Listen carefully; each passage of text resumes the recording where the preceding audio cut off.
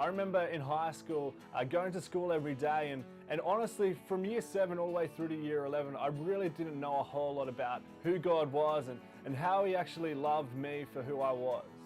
I remember going to school and during the week I'd put on this whole different act and this different face and this facade of being a different person because inside I was really broken. You see, I didn't know that God's promises were that He was for me and He was on my side. I didn't realize that there was a whole Bible that was full of promises that I could hold on to in times of trouble and times of disappointment. You see, instead of living in God's promises, I decided to live in fear and just fearful of what God was calling me to.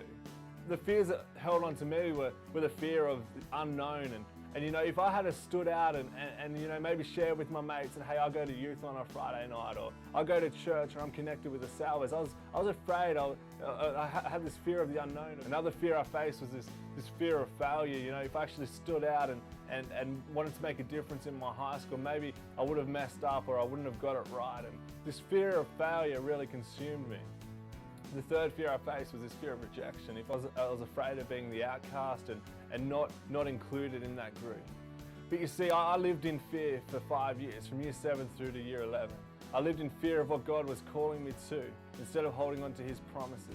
But you see, then I encountered a God who completely changed that, and I found this in Psalm 27 verse 1 to 3. It says, "The Lord is my light and my salvation. Whom shall I fear?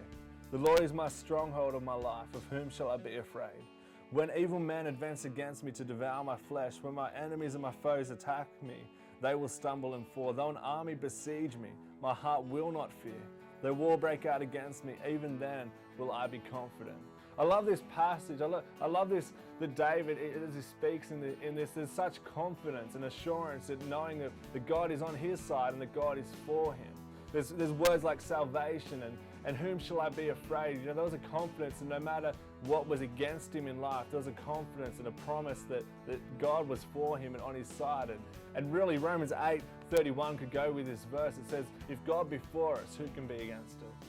If our God be for us, if God be for you, then who can be against you? I believe a salvo is a person who really holds on to God's promises. It's a person who doesn't live in fear of the enemy and fear of being attacked and though war breaking out against you, though everything's going wrong, but a salvo is someone who holds on to the promises that God is for you and He is on your side. That for every fear we face in life, there's a promise of His peace and protection. That we can find rest in His promises. We can find assurance and encouragement and this uplifting spirit when we hold on to the promises of God for our life. So I want to encourage you to maybe open up your word, to look through it and see what promises are in the Bible. You know, when we look over the pages, there is promise after promise after promise. And I want to encourage you to step into that and really hold on to the promises of God. A salvo is someone who holds on to the promises of God in their life and in their world.